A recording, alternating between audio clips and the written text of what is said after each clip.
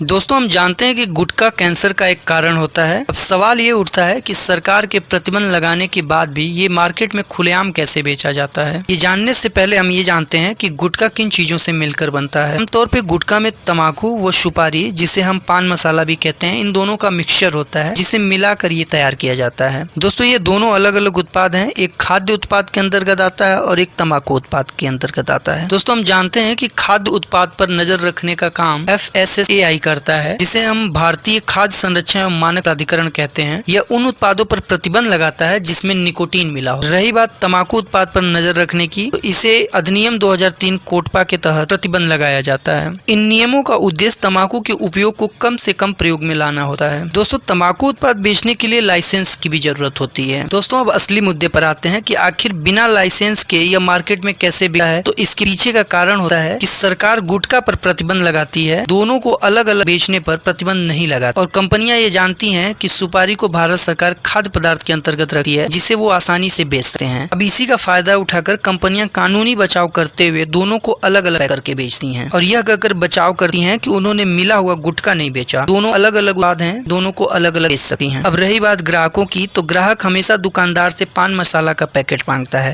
जबकि उसे पान मसाला के पैकेट के साथ तंबाकू का भी पैकेट दुकानदार देता है, जिसे ग्राहक मिलाकर गुटखा बनाता है और खा लेता है।